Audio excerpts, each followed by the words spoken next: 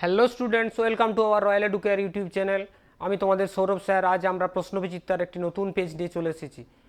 কোন ক্লাসের? না, ক্লাস 8-এর ইংরেজি। চলো তাহলে শুরু করা যাক।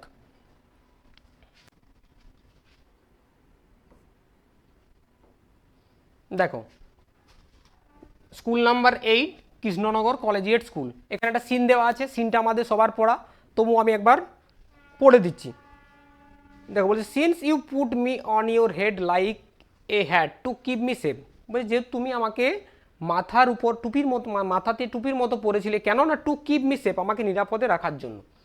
I shall give you a different kind of cap in return. আমি পরিবর্তে তোমাকে একটা ডিফারেন্ট কাইন্ড, মানে একটা বেশ অন্য ধরনের একটা টুপি দেবো। That kinds sellers more desire. কেমন টুপি? না যেটা সেলর, যারা নাবিক হয় তারা বেশিরভাগটা এটা পছন্দ করেন।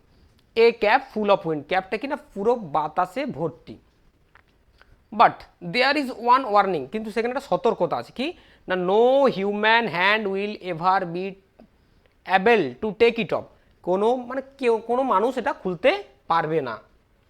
দেন উইথ এ ব্লিঙ্ক। তা ব্লিঙ্ক মানে আমরা জানি মিটিক মিটিক করা বা পিট পিট করা। করে কি হয়ে গেলো? The fairy man disappear living A stripe cap behind. তাহলে ওই ফেয়ারি ম্যানটা টুপির মধ্যে কি হলো? স্ট্রাইপ ক্যাপে অদৃশ্য হয়ে গেল। স্ট্রাইপ ক্যাপ মানে ডোরা ডোরা দাগ যে হয়। Young John put the cap on his head and ran home to tell his mother. সেটা পরে তার মাকে সেই ঘটনাটা বলতে কোথায় চলে গেল? তার মায়ের কাছে চলে গেল টুপিটা পরে। তোর মা কি বলছে দেখো, no good will come of the wind cap she said. সে বলছে কোনো ভালো কিছু হবে না, টুপির দ্বারা কোনো ভালো কিছু হবে না। But the lad would, lad মানে এখানে বালক, মনে রাখবে ওই জন। Lad would have none of her caption.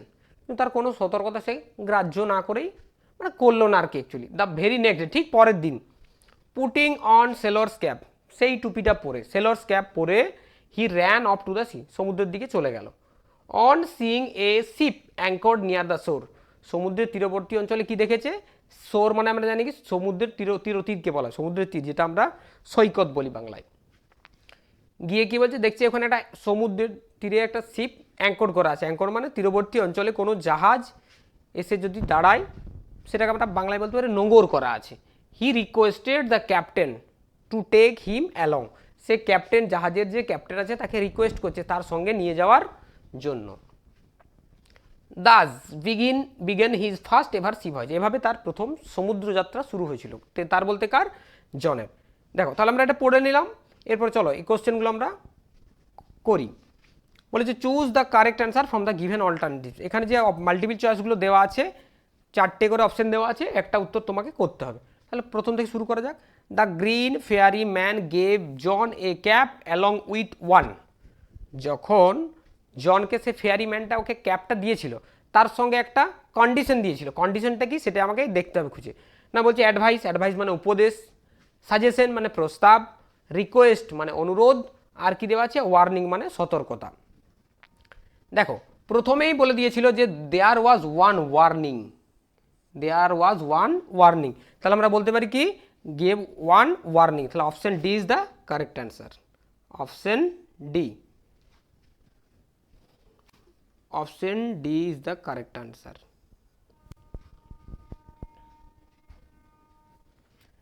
Next কি বলেছে দেখো, the cap given by the fairy was useful to the.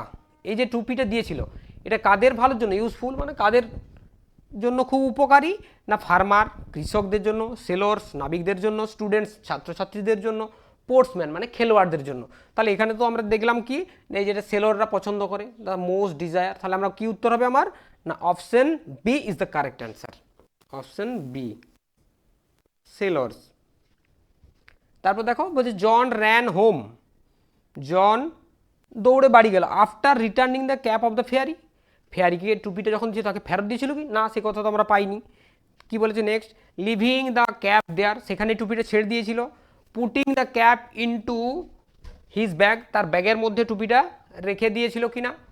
তারপর আমরা কি জানি আরেকটা ছিল কি না, give, oh sorry, wearing the cap, না টুপিটা পরেছিল। দেখো এগুলো তো কোথাও না, আমরা কিন্তু দেখলাম যে উইয়ার পরেই ছিল, যে the put the cap on his head, তার মানে মাথার উপর রাখা মানে কি টুপিটা পরে নেওয়া। তাহলে আমরা বলতে পারি কি উইয়ারিং। তাহলে option D, option D is the correct answer, option D হয়েছে। এরপর বলেছে দেখো, John requested the captain of the anchored ship, সেই যে সমুদ্রের তীরবর্তী অঞ্চলে যে শিপটা ছিল, জাহাজটা, তাকে কি রিকোয়েস্ট করেছিল জন, ক্যাপ্টেনকে কি বলেছিল, টেক হিম অ্যালং, তার সঙ্গে নিয়ে যেতে, গিভ হিম সাম মানি, তাকে কিছু টাকা দিতে, বাই হিজ ক্যাপ, তার টুপি কিনতে, না টেল হিম এ স্টোরি, তাকে গল্প বলতে। তাহলে আমরা কি জানি যে তার সঙ্গে নিয়ে যেতে বলেছিল, আমাকে সঙ্গে নিয়ে চলে, দেখো টু টেক হিম অ্যালং। তাহলে দেখো কোথায় পেলাম, option A is the correct answer, option A is the correct answer. তাহলে 4 নম্বর উত্তরটা আমরা পেয়ে গেলাম। এবার বলেছে B complete the following sentence with information from the above text. তাহলে এই টেক্সট থেকে আমাকে ইনফরমেশন নিয়ে এটা করতে বলেছে। বলছে the cap will never be taken off by, condition ছিল কে খুলতে পারবে না, দেখো এখানে লেখা আছে no human hand will be ever able be take off, able ever be take off it off. তাহলে কে, নো হিউম্যান, তাহলে বাই আমরা বল the cap will never be taken off by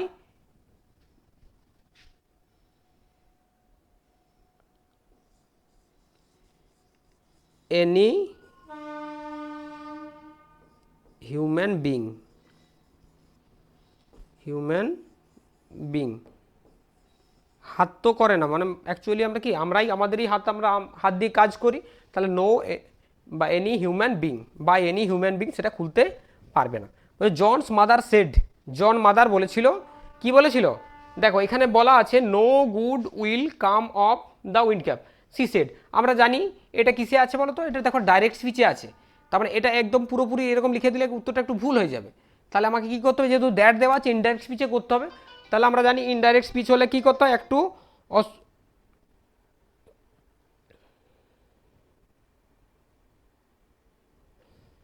indirect speech কী করতে হবে, কী হয় না, আমরা এটা একটু চেঞ্জ করব। তাহলে the cap John, the cap কোথায়, হ্যাঁ, John's mother said that no good, আমরা লিখবো এটা নো গুড,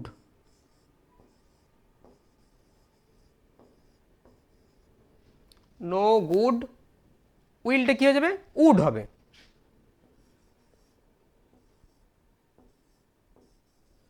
যদি এখানে দ্যাটটা না দেওয়া থাকতো, কমা ডবল ইনভার্টেড কমা দিয়ে আমরা এটা লিখলে উত্তর ভুল হতো না, কিন্তু যেহেতু এখানে দ্যাট করে দিয়েছে, তার মানে ইনডাইরেক্ট স্পিচে করেই দেওয়া আছে, তাহলে দ্যাট দিয়ে শুরু, মানে আমাকে এখানে কিন্তু চেঞ্জ করতে হবে।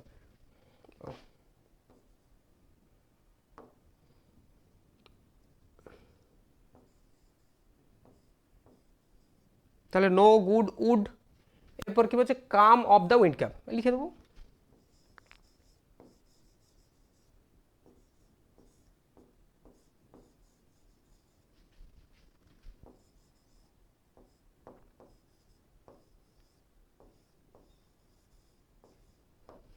দেখো কি পেলাম না, John's mother said that no good, no good উইলটা কি হয়ে যাবে, উড হয়ে গেছে, no good would come of the wind cap, হয়ে গেল উত্তর। চলো এবার বলেছে হোয়াই ডিড, সিয়ের দেখে দেখো, সিয়ের দেখে বলেছে অ্যান্সার দ্য ফলোইং কোয়েশ্চেন, এটা একটা প্রশ্ন দেওয়া আছে, এটা উত্তরটা লিখতে হবে। আচ্ছা এগুলো সব বুঝতেই পারছো, উত্তরটা একটু কেটে গেছে, প্রশ্নটা আমাদের একটু কেটে গেছে এগুলো। Why did the fairy man offer John the wind cap,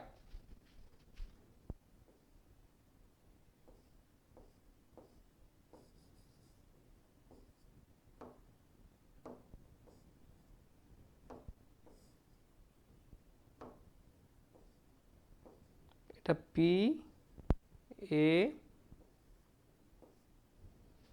আচ্ছা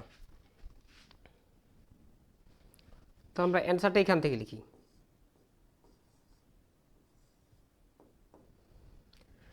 দ্য ফেয়ারিম্যান অফার্ড জন,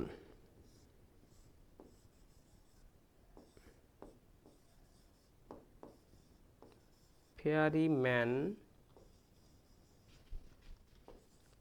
অফার্ড, কেন অফার্ড করবো, কারণ কোশ্চেনের ডিড আছে, তার জন্য এটার ফার্স্ট ফর্ম হয়ে যাবে অফার্ড জন, কি দিয়েছিল, the wind cap.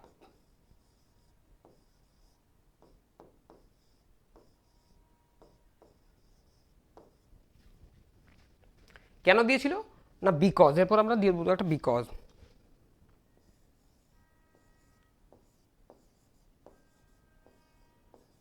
He because মানে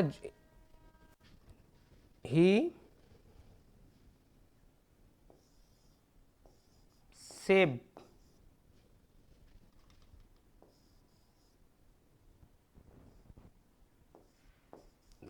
দ্য ফেয়ারিজ লাইভ, ফেয়ারিজ লাইভ কিভাবে না, ফেয়ারিজ live to keep,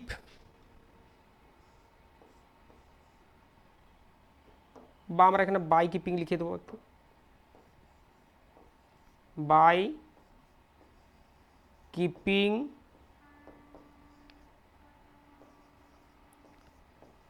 on his head, কিসের মতো, like a hat, like a hat.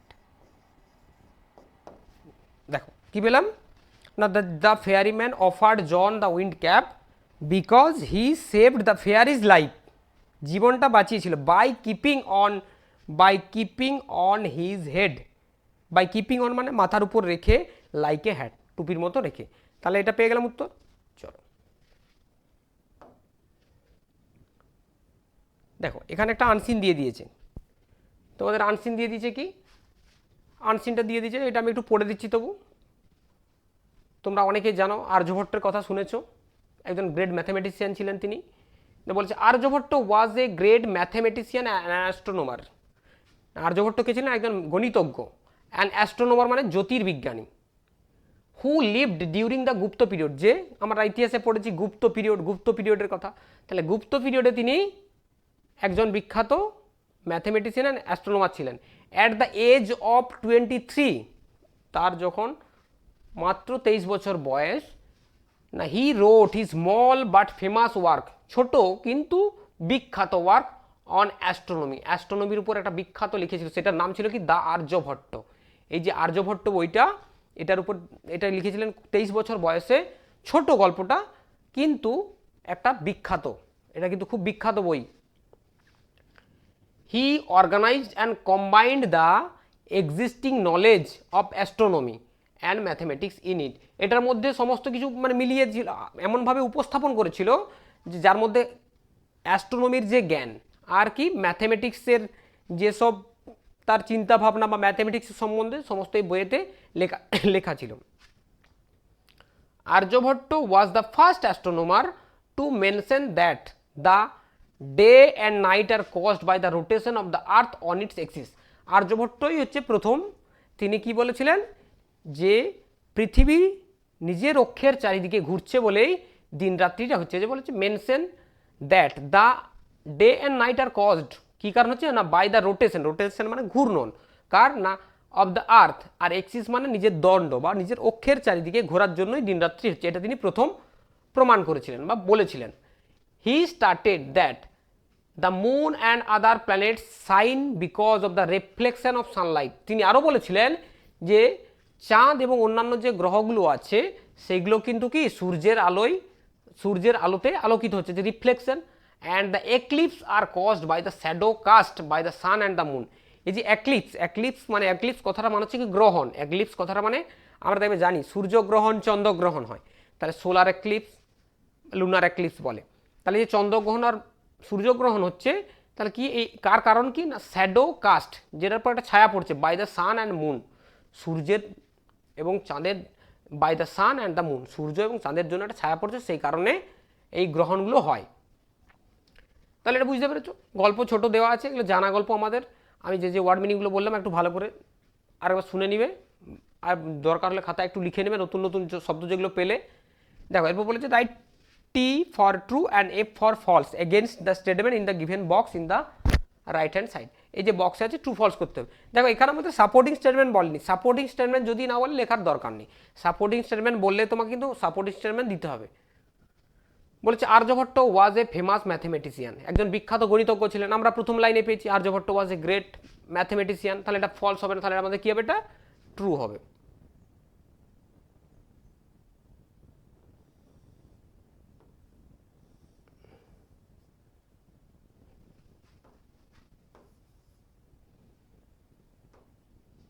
তাহলে প্রথমেরটা আমরা টি পেলাম। তারপরে হচ্ছে Aryabhatta wrote the book Aryabhatta. হ্যাঁ আমরা তো পেয়েছি, এই যে অ্যাস্ট্রোনমির উপর যে বইটা লিখেছিল আর্যভট্ট, তাহলে এটাও ট্রু হবে, এটাও কি হবে, ট্রু হবে। দেখো নেক্সট বলেছে Aryabhatta explain the secret of eclipse.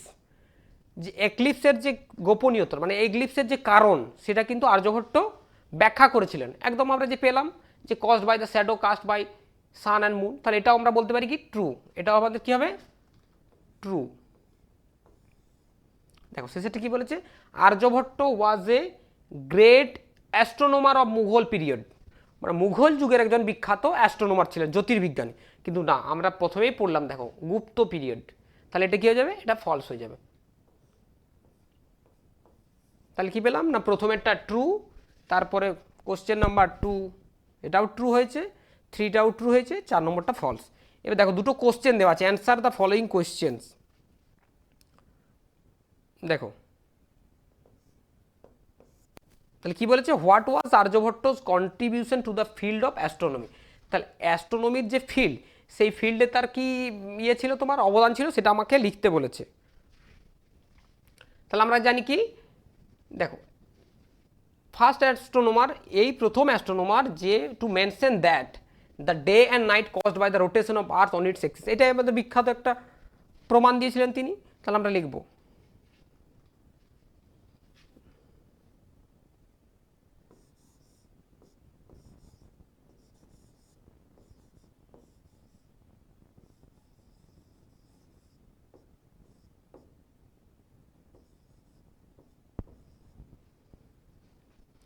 Aryabhata was the first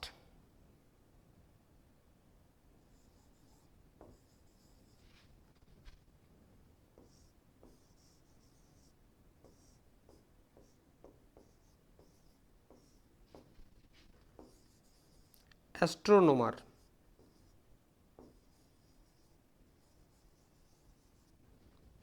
to mention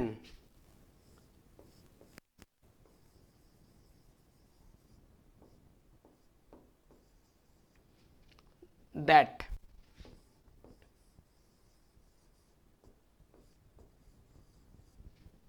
the day and night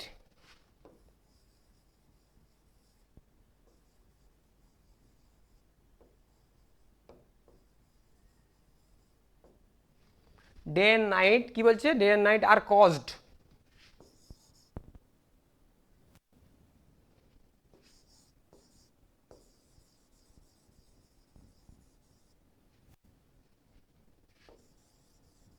by, কি কারণে, by the rotation of earth.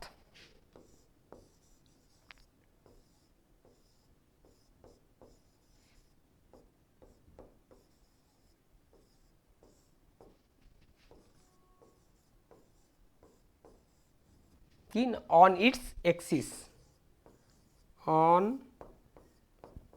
It's axis. First astronomer to mention that the day and night are caused by the rotation of earth on its axis। এর সঙ্গে আমরা একটা যোগ দিতে পারি which was, যেটি ছিল কি, হুইচ ওয়াজ আর্যভট্ট কন্ট্রিবিউশন, এটা লিখে দিলাম।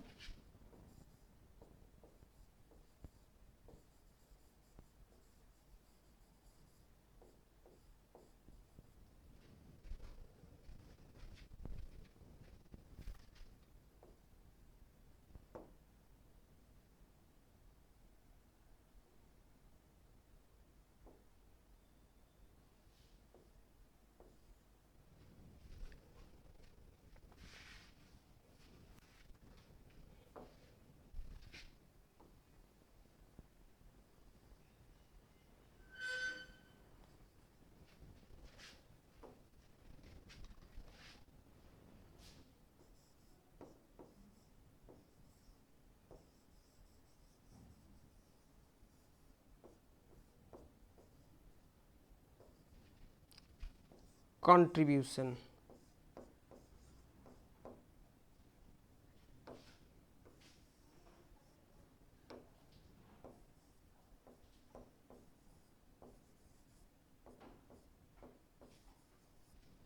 কোথায়? To the field of astronomy.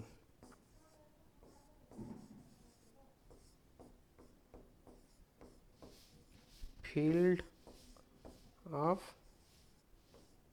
Astronomy. আচ্ছা, কি বললাম না, Aryabhata was the first astronomer to mention, তিনি প্রথম উল্লেখ করেছিলেন that the earth, the day and night are caused by the rotation of earth in on its axis, which was, যেটি কী করেছিলেন আর্যভট্ট, যেটি ছিল হুইচ ওয়াজ, যেটি ছিল কি which was Aryabhata's contribution to the field of astronomy, যেটা অ্যাস্ট্রোনমি মানে জ্যোতির্বিজ্ঞানে আর্যভট্টের একটা সবচেয়ে বড় অবদান ছিল। দেখো এরপর 2 নম্বর উত্তরটা আমরা করি। বলছি what was the cause of eclipse. Eclipse মানে আমি কি বলেছিলাম? গ্রহণ। তাহলে বলেছে গ্রহণের কারণ কি? তাহলে আমরা লিখবো the cause of eclipse. The cause of eclipse. Eclipse কেন দিয়েছে? দুটো গ্রহণ হয়, একটা সূর্যগ্রহণ, একটা চন্দ্রগ্রহণ, তোর জন্য এস দিয়েছে। তাহলে the cause of eclipse.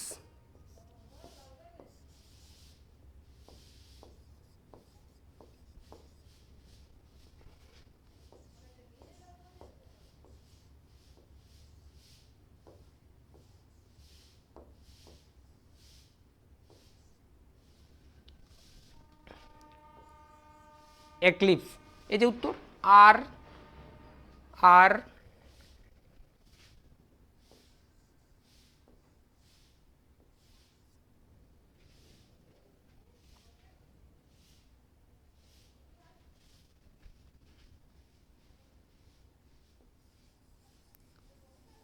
when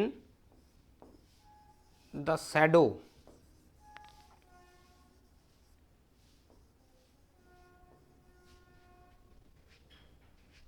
আচ্ছা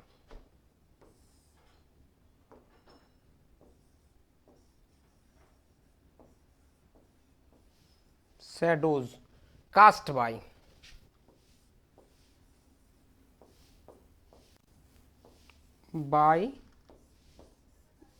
the sun and the moon, কোথায় পড়ে শ্যাডোটা? না on the earth, on the আর্থ।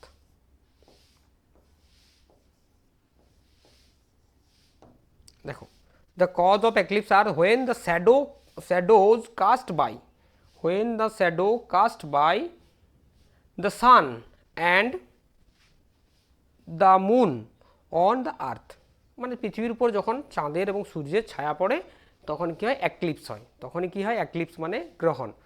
তখন হচ্ছে কি? গ্রহণ হয়।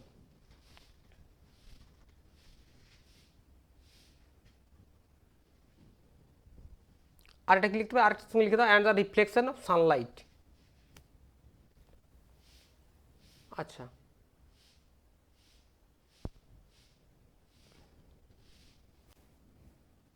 ঠিক আছে, লেখার দরকার নেই। চলো দেখো এরপর দিয়ে দেখো এবার গ্রামার ভোকাবুলারি, এটা হচ্ছে আমাদের ইংলিশ সাবজেক্টের একটা ইম্পর্ট্যান্ট পার্ট, সেটা আমরা এখন করব। দেখো বলেছে fill in the blanks with correct form of the verbs given in the brackets. ব্র্যাকেটে যে ভার্বগুলো দেওয়া আছে এগুলো ঠিক করে তোমাকে বুঝে করতে হবে। দেখো প্রত্যেকটা সেন্টেন্সে আমাদের ক্লু দেওয়া থাকেই কোন ফর্মে। দেখো এখানে দেওয়া আছে ফর, এটা আমি আগের ক্লাসে বলেছিলাম যদি ফর থাকে তাহলে আমরা জানি দেখো ফর দ্য লাস্ট 2 ইয়ার্স, মানে কোনো কাজ অনেক আগে শুরু হয়ে এখনও চলছে, লাস্ট 2 ইয়ার ধরে এই কাজটা করছি, তাহলে কী হবে আমার উত্তরগুলো? তাহলে আমরা জানি কি এটা কি কি কোন টেন্সে করতে হবে না present perfect continuous. Present perfect continuous টেন্সের আমরা কি জানি? ফর্ম জানি, কিন্তু সাবজেক্টের পরে কি হয়? হ্যাজ হ্যাভ হয়, বিন হয়, আর ভার্বের আইএনজি হয়। তাহলে আমরা চলো উত্তর করা যাক।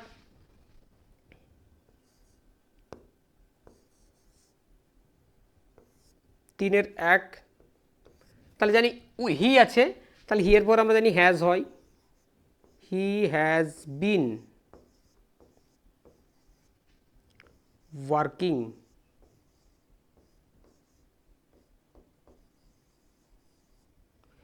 he has been working, তারপর বলেছে দেখো দুয়েরটা বলেছে মাই ব্রাদার, দেখো এখানেও একটা ক্লু আছে, এভরি, এভরি যদি কথা থাকে, এভরি কথা থাকলে আমরা জানি কি সেটা সিম্পল প্রেজেন্ট হয়। সিম্পল প্রেজেন্ট দেখো না, সাবজেক্টের পর আবার ভার্ব বসে যায়।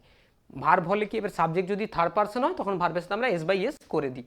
দেখো মাই ব্রাদার, আমরা জানি মাই ব্রাদার থার্ড পার্সন, তাহলে এটা কী হবে, তাহলে আমরা গোয়ের সঙ্গে একটা ইএস যোগ করে দেবো, মাই ফাদার গোজ। হয়েছে। দেখো এরপর বলেছে 3 নম্বরটা দেখো, দ্য ট্রেন ব্র্যাকেটে দেওয়া আছে leave the station before we reach here there. দেখো এখানে দুটো ঘটনা ঘটছে, বলছে আমরা পৌঁছানোর আগেই ট্রেনটি, এখানে লিভ মানে আমরা জানি ছেড়ে দিয়েছিল, তাহলে এখানে স্টেশন ছেড়ে দিয়েছিল, দুটো ঘটনা ঘটেছে, তাহলে যে ঘটনাটি আগে ঘটে সেই ঘটনায় আমরা পাস্ট পারফেক্ট করি। তাহলে পাস্ট পারফেক্টের ফর্মটা কি স্যার, না সাবজেক্টের পর হ্যাড হয় আর ভার্বের পাস্ট পার্টিসিপল হয়, তাহলে আমরা দ্য ট্রেন হ্যাড করে দেবো।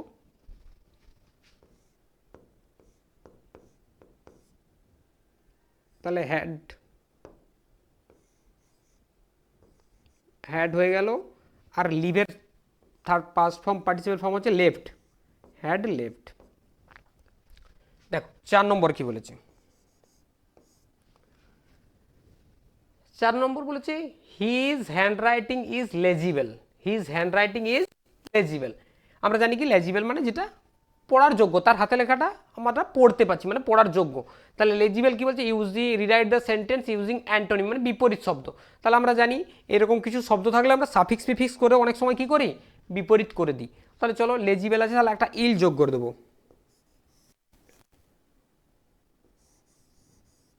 ইল, ইললেজিবল।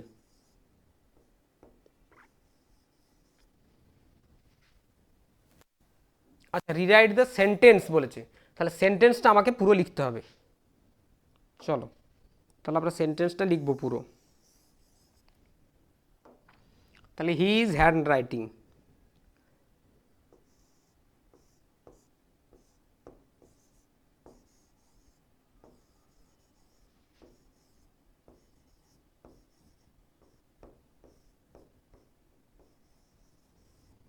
his handwriting is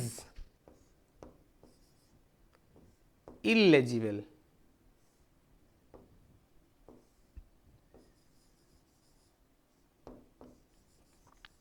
his handwriting is illegible। দেখো এরপর বলেছে rewrite the sentence using future perfect, future perfect tense করতে হবে। আমরা জানি ফিউচার পারফেক্ট টেন্সের ফর্ম কি হয়, না ফিউচার পারফেক্ট টেন্সের ফর্ম সাবজেক্টের পরে শ্যাল হ্যাভ হয় অথবা উইল হ্যাভ হয়, আর কি হয় না ভার্বের পাস্ট পার্টিসিপেল রূপ বসে। তাহলে দেখো হি গোজ, এখানে ভার্ব হচ্ছে গোজ, তাহলে চলো সাবজেক্ট করি এটা, এটা 1। আচ্ছা 2 নম্বর,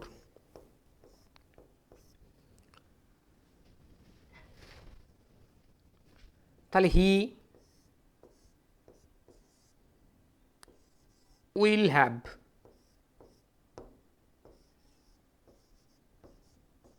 পারফেক্টের জন্য হ্যাভ হয়েছে, আর গোয়ের থার্ড ফর্ম হবে কি গান, টু দ্য ফেয়ার। কি বলে, হি উইল হ্যাভ গান টু দ্য ফেয়ার। দেখো এখানে আবার 3 নম্বর দিয়েছে, দেখো 3 নম্বর আমরা বলেছে দুটো শূন্যস্থান দেওয়া আছে, দুটো শব্দ দিয়েছে, এই যে শব্দগুলো, এই শব্দগুলোকে বলে কি জানো তো, এগুলোকে বলে হোমোফোনস। আমরা বাংলায় করেছি দেখবে সমোচ্চারিত ভিন্নার্থক শব্দ, উচ্চারণ একই কিন্তু তার মিনিংগুলো যে অর্থটা সেটা আলাদা, এখানেও তাই। দেখো use the words given in the brackets correctly in the to fill in the blanks. I dash why you often, দেখো আমি অবাক হয়ে যাই কেন তুমি ঘুরে বেড়াও। তাহলে এখানে এই ওয়ান্ডার মানে হচ্ছে কি, ওয়ান্ডার কথাটা মানে হচ্ছে অবাক হয়ে যাওয়া, বিস্মিত হয়ে যাওয়া, আর এই ওয়ান্ডার মানে ঘুরে বেড়ানো। তাহলে আমরা প্রথমে এটা এ করে দিই, আমরা এই শূন্যস্থানটা এ করি আর এটা বি, তাহলে উত্তর বুঝতে তোমাদের, তাহলে এই এ উত্তর কি হবে, এ উত্তর হবে ওয়ান্ডার, WNDER, আর বি এর উত্তর হবে ওয়ান্ডার, WANDER। হয়েছে, বোঝা গেছে? তাহলে আমরা সব গ্রামারটা করে নিলাম। চলো দেখো এখানে আমাদের একটা কী দিয়েছে, এখানে একটা রাইটিং দিয়েছে। কি রাইটিং দিয়েছে, যে মাই স্কুল। মাই স্কুল তো আমরা জানি খুব ছোট্টবেলা থেকে আমরা শিখে আছি, এটা তো খুব সহজ স্যার।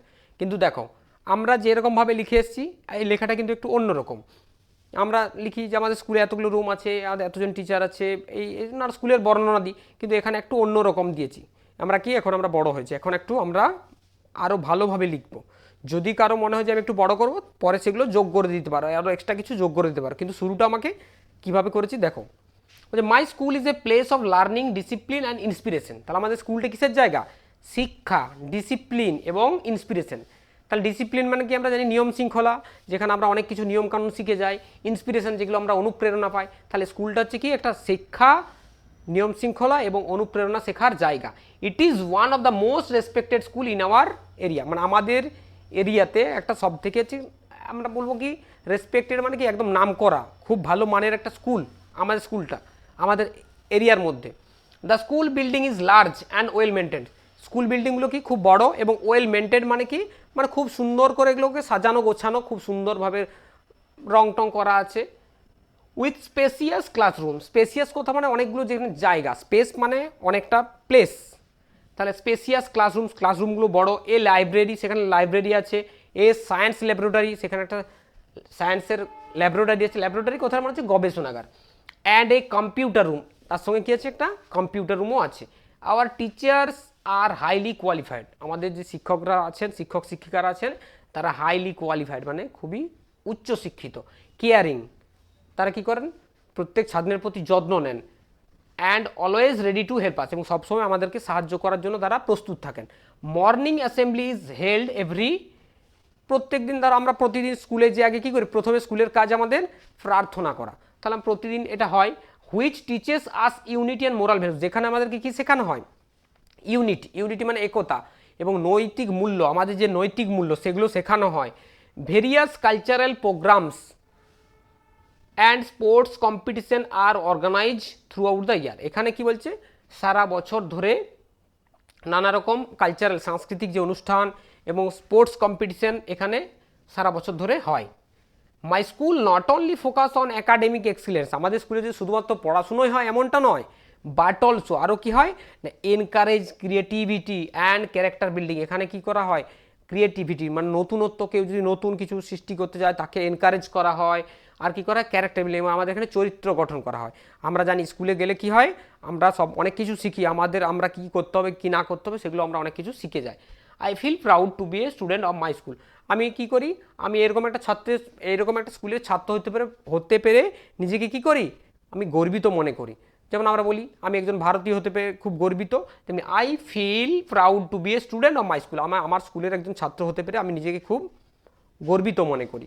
তাহলে এটা আরও তুমি যদি মনে করো যে কিছু যোগ করবো, এর সঙ্গে আরও কিছু যোগ করে দিতে পারো, তোমার দু চার লাইন করাই যেতেই পারে। আমাদের স্কুলের বর্ণনাটা আরও দিতে পারি, কালার বা তোমার আমাদের প্লে গ্রাউন্ড বা স্কুলের সামনেটা কেমন সাজানো এগুলো আমরা বাড়িয়ে দিতে পারি। যখন তোমার ওয়ার্ড লিমিট দেওয়া থাকবে বেশি বাড়ানোর দরকার নেই, যদি ওয়ার্ড লিমিট না দেওয়া থাকে আমরা বাড়িয়ে দিতে পারি, তাতে কোনো অসুবিধা নেই।